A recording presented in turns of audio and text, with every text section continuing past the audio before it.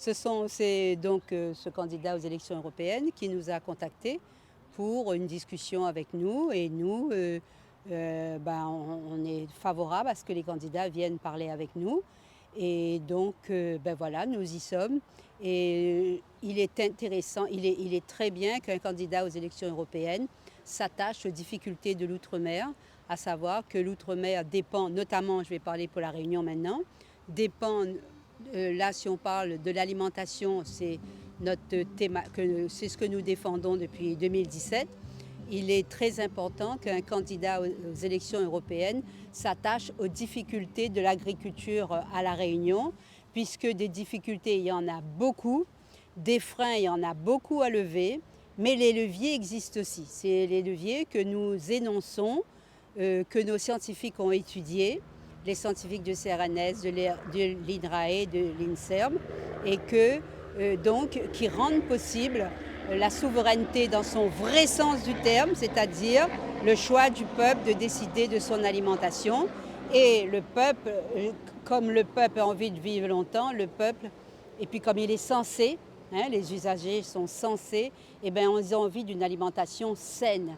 Et nous, donc je vous disais, on propose des véritables solutions. Il est fort probable que le préfet organise une table ronde vers juin, après les élections, autour donc d'un plan stratégique global à mettre en place pour que la Réunion puisse transformer son modèle agricole et devenir une socio-écologique, une transformation vraiment complètement écologique de son modèle agricole. Ça, c'est possible. Mais je vous cite aussi des chiffres qui sont alarmants. Au niveau de l'exportation, nous sommes à 432 millions, globalement parlant. Il y a 98 millions d'exportation de la canne, qui occupe 50% quand même de la surface agricole utilisée à La Réunion. Et nous sommes à 7,4 milliards d'importation. Ce chiffre fait peur, vous avez tout de suite compris. Donc, dans ces 7,4 millions, il y a environ 3 milliards pour l'alimentation.